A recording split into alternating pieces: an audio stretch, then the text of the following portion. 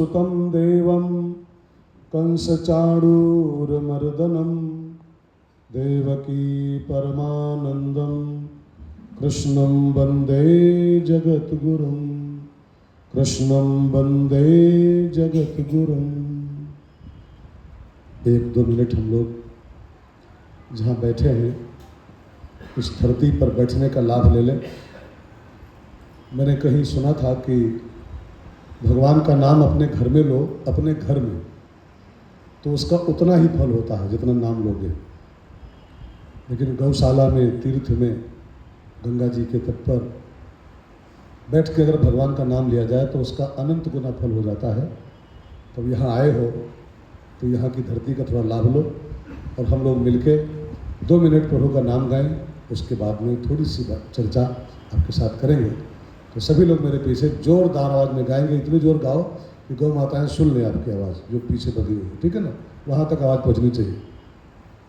गोविंद जय जय गोपाल जय जय गोविंद जय जय गोपाल जय गोविंद जय जय गोपाल जय जय गोविंद जय जय गोपाल जय राधा रमण हरि गोविंद जय जय राधा रमण हरि गोविंद जय जय गोविंद जय जय गोपाल जय जय गोविंद जय जय गोपाल जय जय गंगा की जय जय यमुना की जय जय गंगा की जय जय यमुना की जय जय गंगा की जय जय यमुना की जय जय गंगा सरस्वती तिरवेणी की जय जय सरस्वती गोविंद जय जय गोपाल जय जय गोविंद जय जय गोविंद जय जय गोपाल जय जय गोविंद जय। बोलो गौ माता की जय, गंगा माता की जय, भारत माता की जय, सत्य सनातन धर्म की जय, कृष्ण कन्हैया लाल की जय। थोड़ा जोर से नमः पार्वती पतये। आज हम सबका बहुत परम सौभाग्य है। एक तो एकादशी का दिन ग्यारस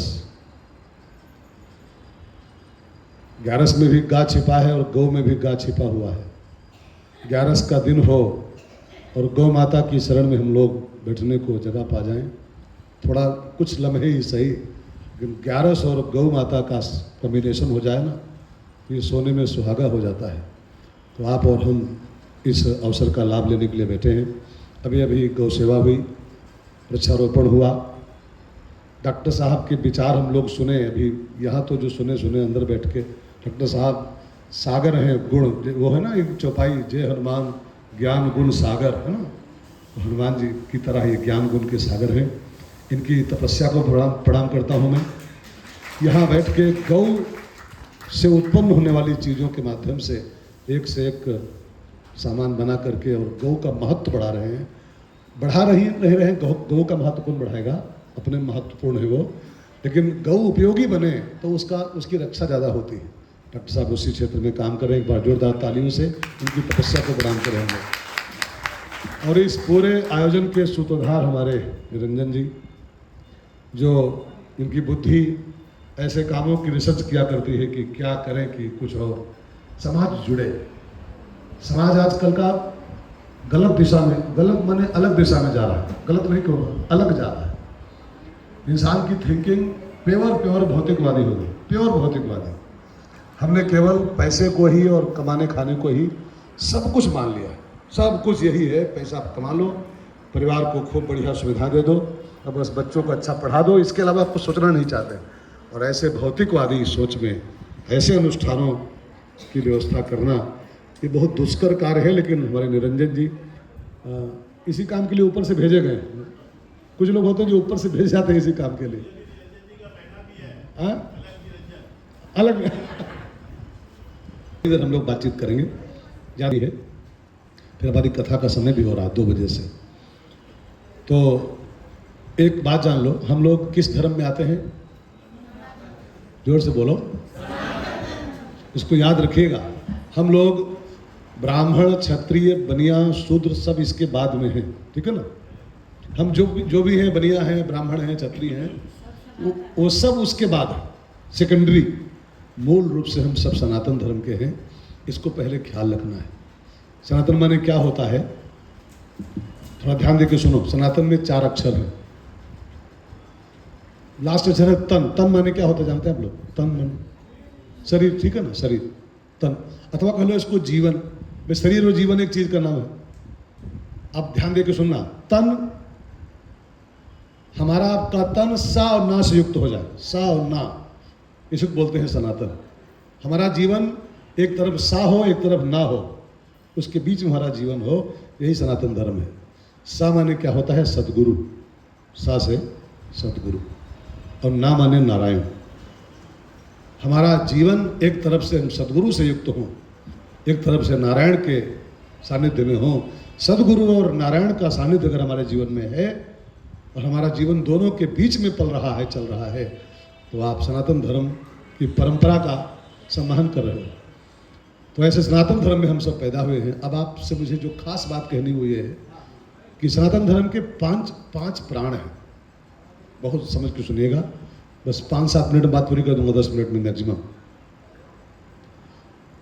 जैसे हर चीज के 5 प्राण होते हैं, अपनी बॉडी जो है इसके 5 प्राण हैं। आप एक प्राण नहीं, इसमें 5 प्राण होते हैं।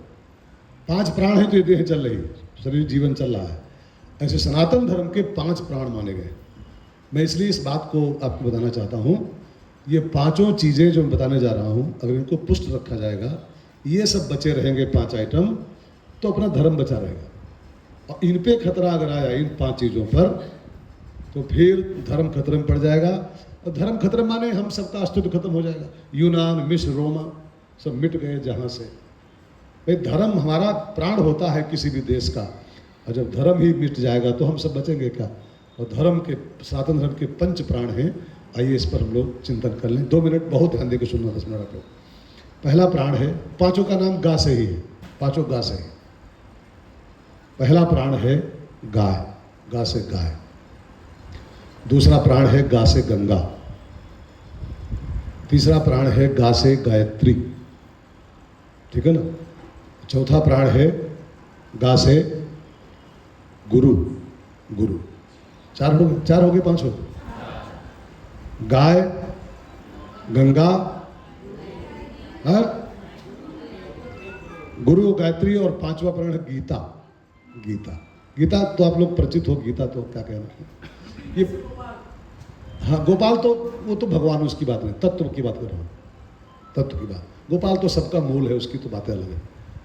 5 गा हमारे सेफ रहेंगे इस संसार में, 5 गाय। तो जानना कि आप सेफ हो।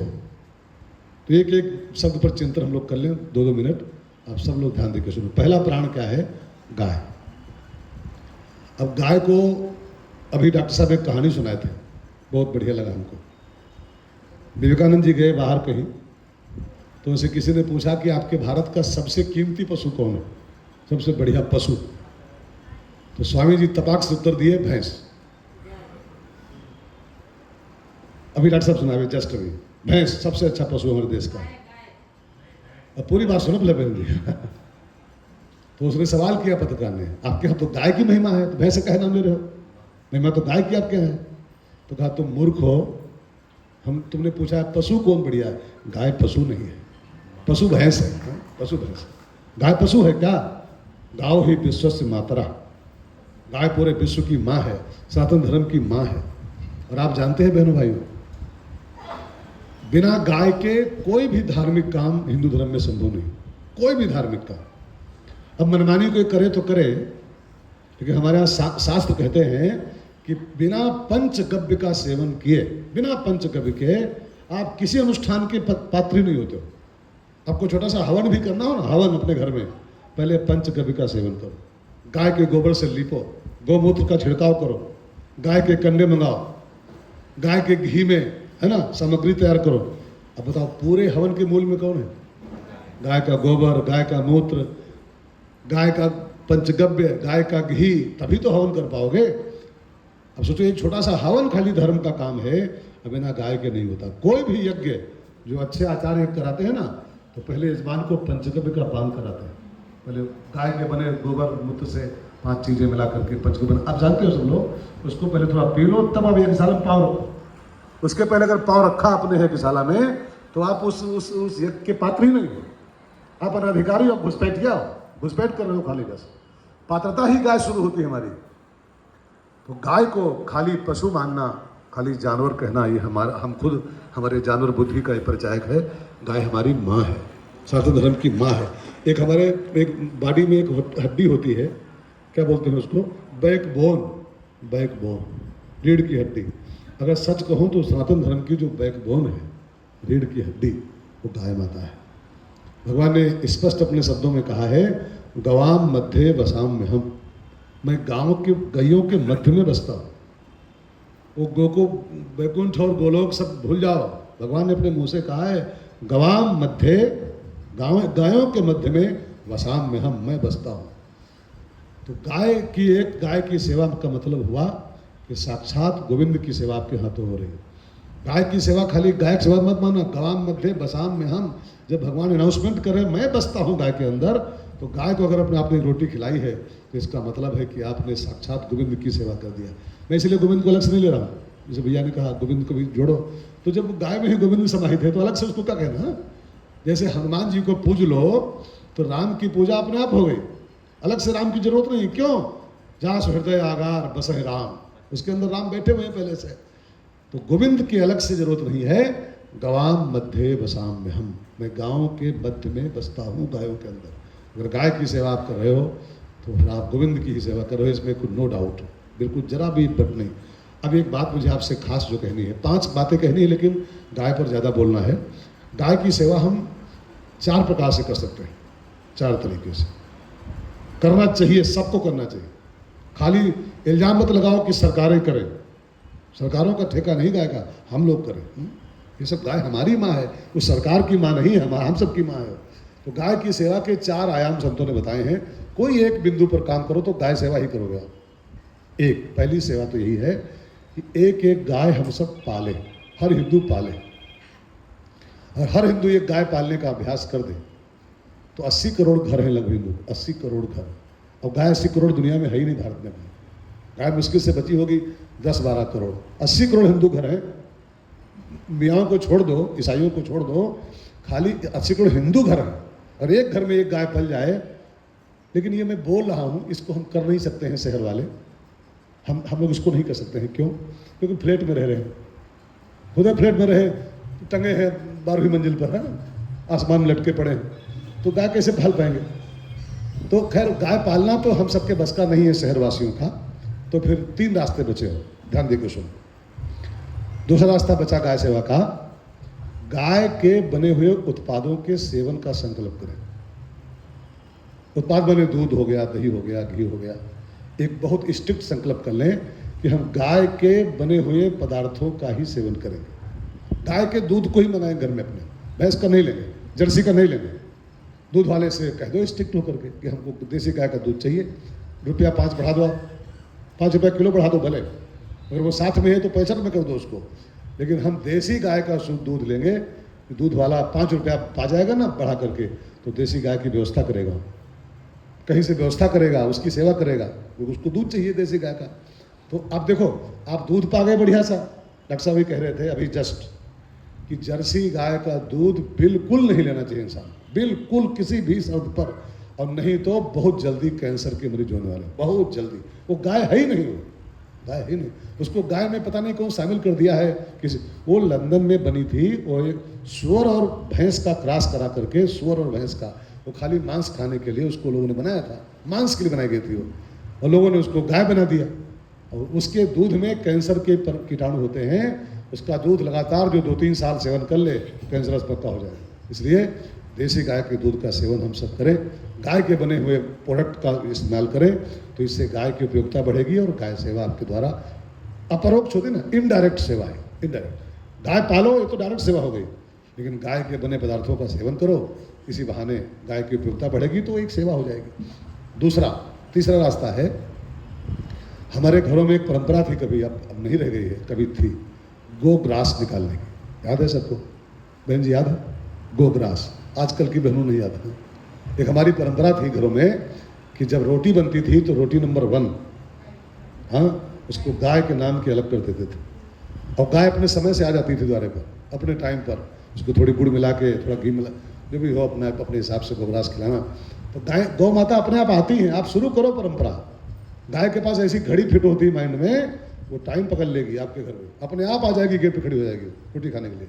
तो आप निकालो तो पहले उसके लिए माल तैयार करो, खरीदार अपने आप आते हैं, आपका प्रोडक्शन बढ़िया होना चाहिए, है ना। तो गोग्रास की परंपरा हमारे यहाँ थी, उसको भी अगर हम दोबारा चालू कर सकें अच्छी बात है, लेकिन एक उसमें और समस्या आएगी। तो गोग्रास फिर गाय ढूंढने कहाँ जाओगे, है ना, ये भी समस्या आती है। तो एक बढ़िया बनाओ गोलक घर में, गोलक, गोल समझते हैं, बनाइए कोई डिब्बा, कोई बक्सा बनाइए, और उसमें गोग्रास के नाम पर 10 रुपया, 50 रुपया, जैसी आपकी भगवान ने आमदनी किया है, 100 रुपया पर डे निकाल दो कि गौ माता का ग्रास है, ठीक है ना। अब वो 2-4 महीने में भर जाएगा, और भर जाए तो उसको ले आओ चुपके से गौशाला में, है ना, कामधेनु में, और यहाँ की कमेटी को उसको सपोर्ट कर दो कि भाई साहब ये गोग्रास मैंने निकाला था, जो 10-5 हज़ार रुपये हो जाएगा। तो आप जानते हैं आपका वो 100 रुपया पर डे निकलेगा, लेकिन उसी 100 रुपया पर डे के हिसाब से कम 10 गऊओं का 1 महीने की व्यवस्था हो जाएगी, 10 गऊओं की व्यवस्था 1 महीने की हो जाएगी। तो ये परंपरा हम निकालें, और तो ये गौ सेवा का एक आयाम बन सकता है। गाय हमारे धर्म की पहली क्या बोलेंगे, पहला प्राण है।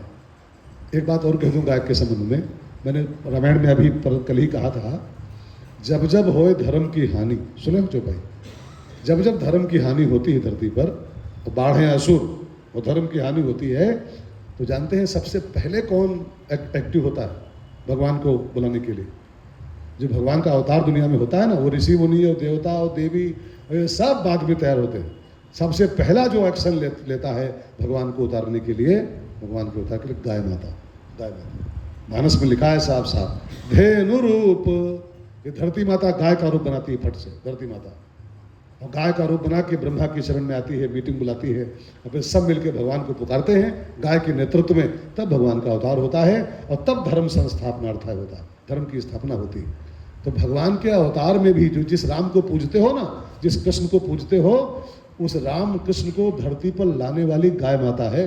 गाय न होती तो ये दोनों देवता धरती पर होते नहीं, न इनकी मूर्ति होती, न कथा होती, न इनका कोई पूजा होता।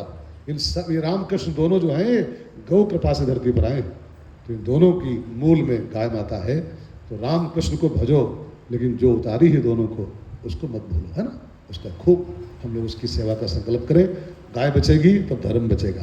तो पहला प्राण हो गया सनातन धर्म का गाय। दूसरा प्राण है गंगा माता। गंगा को भी आप नदी के रूप में मत लो। मैंने एक बात को सुना था, एक संत बोल रहे थे कि सालिग्राम को पत्थर कहना नादानी है, गाय को पशु कहना पाप है, गंगा को खाली रिवर कहना, गंगा रिवर, अपराध है। अब पुलिस नहीं पकड़ेगी आपको, लेकिन आप धार्मिक अपराधी हो रहे। गंगा रिवर नहीं है, रिवर जमुना होगी, रिवर और गोदावरी होगी, रिवर सरजू होगी, लेकिन गंगा रिवर नहीं। गंगा माँ है, हमारी माँ है, गंगा हमारी मूल है। अब आप सोचो कि जो हमारे सारे पापों को धोने की क्षमता रखती हो, नदी कैसे हो सकती है ना। एक डुबकी लगा लो तो आपके गंगा पापम, सारे के सारे पाप एक डुबकी में ही साफ हो गए आपके। वो नदी कैसे हो सकती है, नदी कैसे।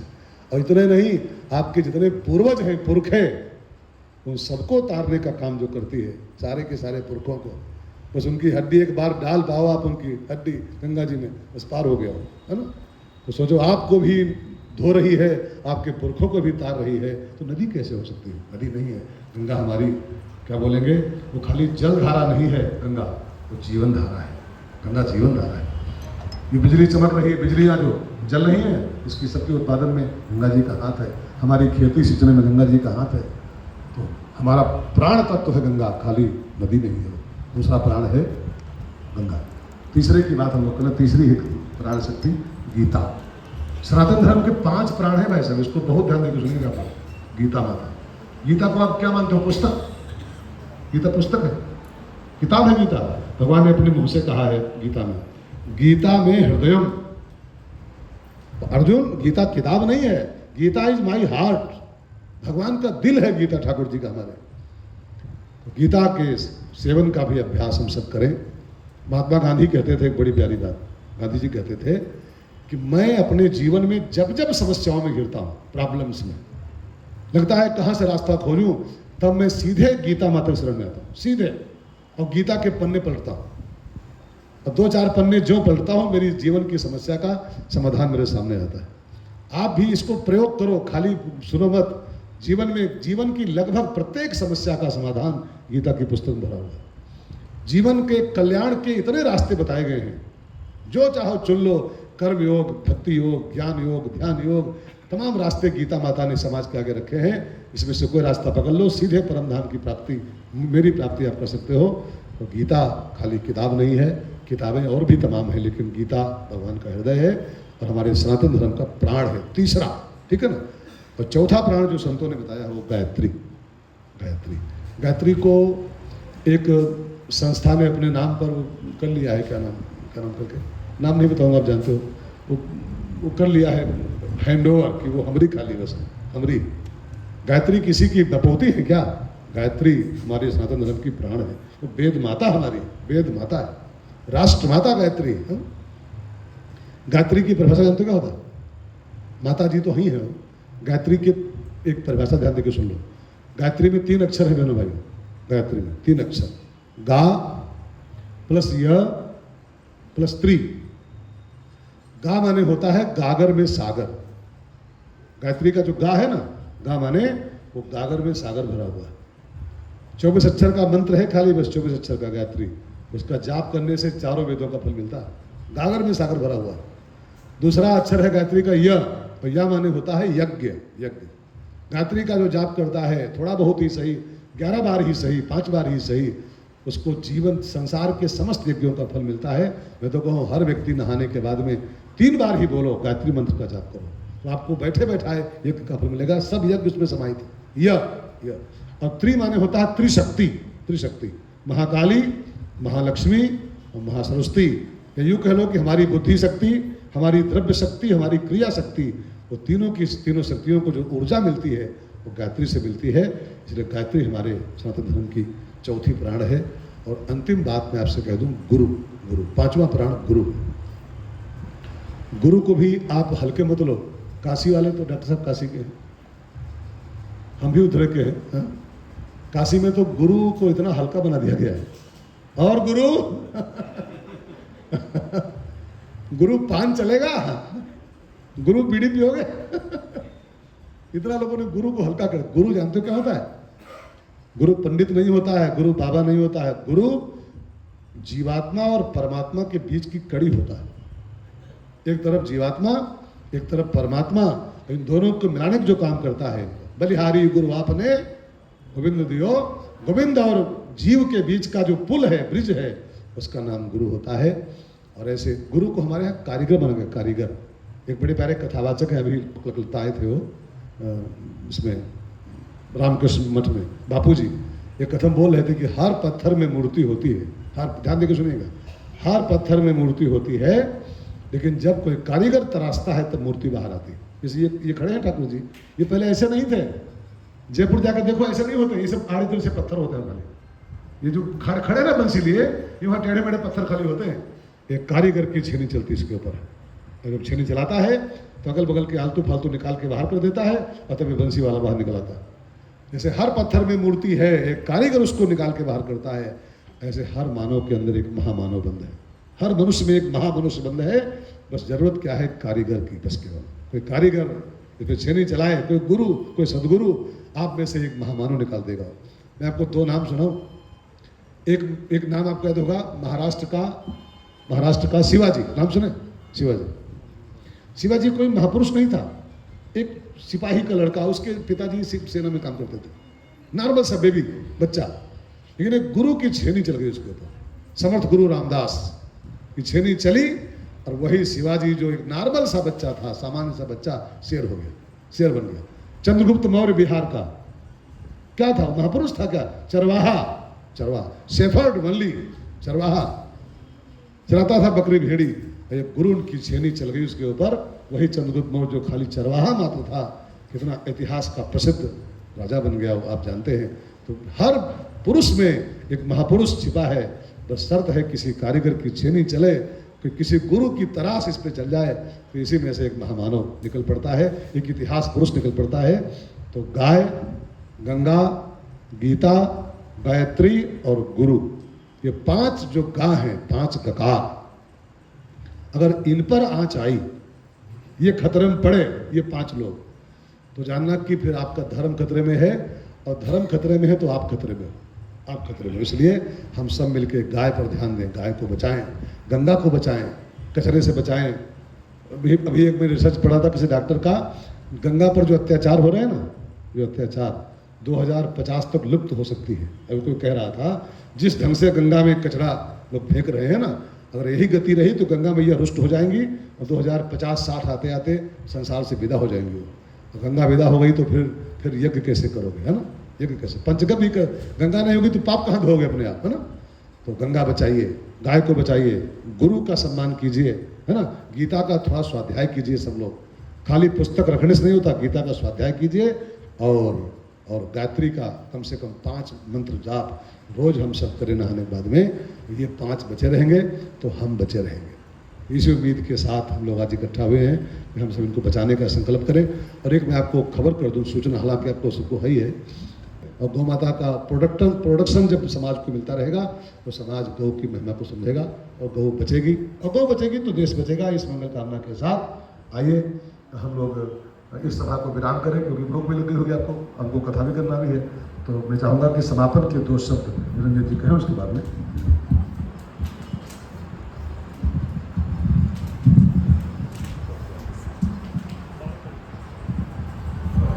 हेलो। आज का दिन, इसके बारे में क्या कहूँ, एकादशी का दिन, गौशाला के अंदर हम लोग बैठे हुए हैं, और यहाँ पे एक संत आए हुए हैं, और संत के साथ साथ में एक ऐसे लोग भी आए हुए हैं जिनकी वजह से हम रात में घर में चैन से सोते हैं। आज हमारे बीच मेजर राहुल राय अपने साथी श्री गुरुदत्त माने और श्री गोविंद मीणा के साथ आए हुए हैं। बहुत ही हर्ष का विषय है। मैं उनसे रिक्वेस्ट करूंगा गुरु जी से आके आशीर्वाद लें।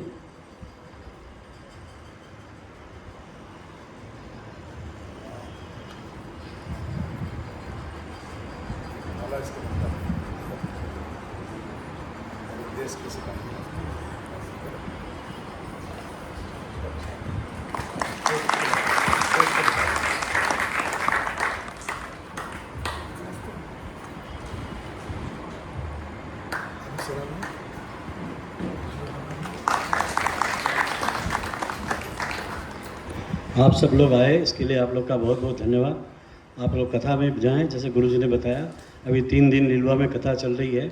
इसके बाद गोकुल हावड़ा में बाल हनुमान जी के बचपन की कथा होगी, कैसे उन्होंने जन्म लिया, कहाँ वो पढ़ाई लिखाई किए, और बचपन में उन्होंने क्या क्या लीलाएँ की।